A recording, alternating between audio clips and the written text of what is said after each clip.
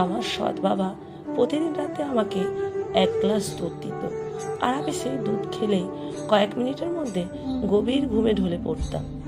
সকালে উঠলে মাথা ঝিমঝিম করত, শরীর ব্যথা লাগতো, জামা কাপড়ও এলোমেলো থাকতো।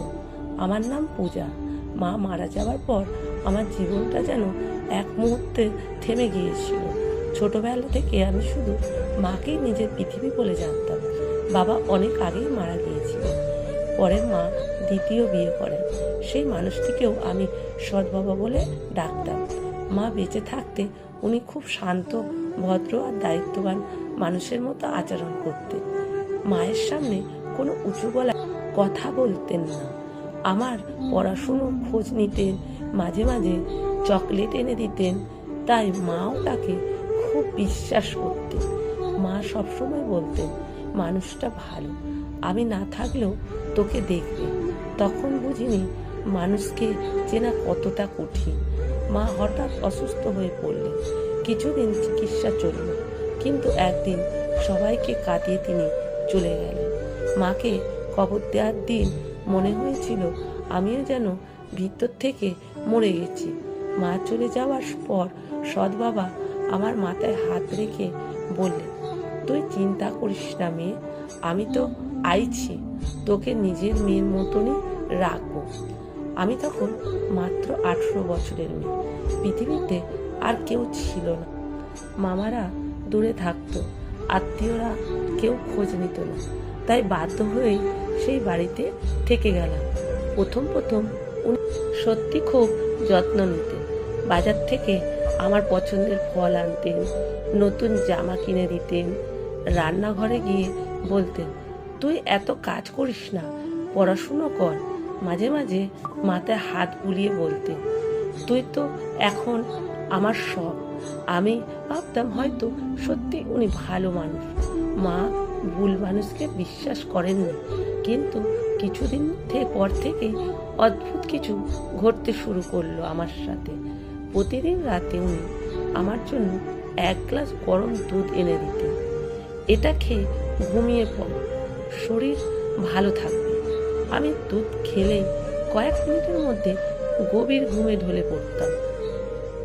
এমন ঘুম যেন পৃথিবীর কিছুই টের পাই না। সকালে উঠলে মাথা ঝিমঝিম করত, শরীর ব্যথা লাগতো, কখনো হাত পা অবশ লাগতো, মাঝে মাঝে জামা কাপড়ও এলোমেলো থাকতো। প্রথমে ভেবেছিলাম হয়তো মায়ের শোক, মানসিক কষ্ট আর দুশ্চিন্তার জন্য এমন হচ্ছে, কিন্তু প্রতিদিন একই ঘটনা হতে থাকে। আমার মনে সন্দেহ জাগলো। একদিন আয়নায় নিজের মুখ দেখে আমি নিজেই চমকে উঠলাম। চোখের নিচে কালি, মুখ শুকিয়ে গেছে, শরীর দুর্বল। পাশের বাড়ির রহিমা কাকিমা আমাকে দেখে জিজ্ঞেস করলেন, মা তোর কি হয়েছে, এত শুকিয়ে গেছিস কেন? আমি সব খুলে বললাম। কাকিমা চুপ করে অনেকক্ষণ বসে রইলেন, তারপর ধীরে ধীরে বললেন, আজ রাতে দুধটা খাস না, চুপচাপ ফেলে দে, তারপর দেখ কি হয়। আমার বুকে কেঁপে উঠল। আমি জিজ্ঞেস করলাম, কাকিমা আপনি কি কিছু ভাবছেন? তিনি বললেন, আগে নিশ্চিত হই মা। সেদিন রাতে সৎ বাবা আগের মতোই দুধ এনে দিলেন, নে মা, খেয়ে ঘুমিয়ে পড়। আমি হাসার চেষ্টা করে বললাম, ঠিক আছে বাবা। উনি চলে যেতেই আমি দরজা বন্ধ করে দুধটা বাথরুমে ফেলে দিলাম।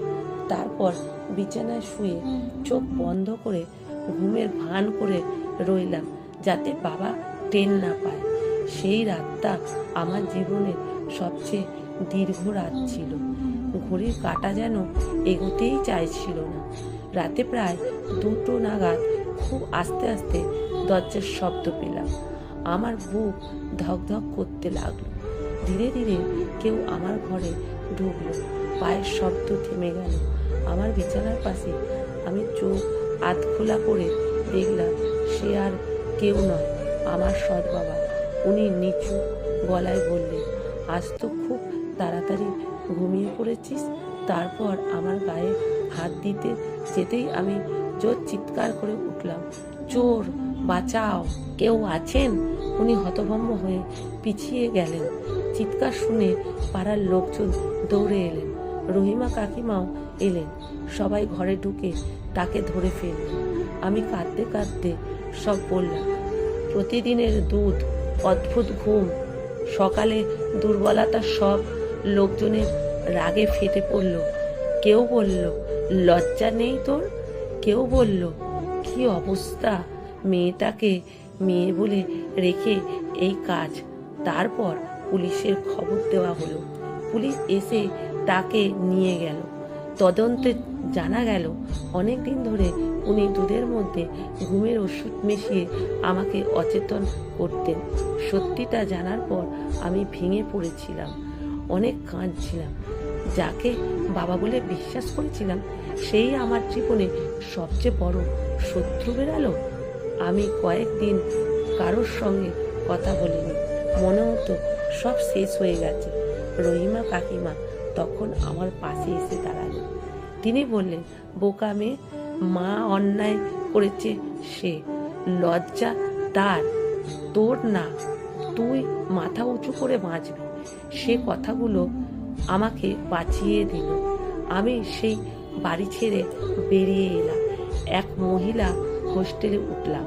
একটা সেলাইয়ের দোকানে কাজ শুরু করলাম। দিনের কাজ করতাম, রাতে পড়াশুনো করতাম। অনেক কষ্ট ছিল।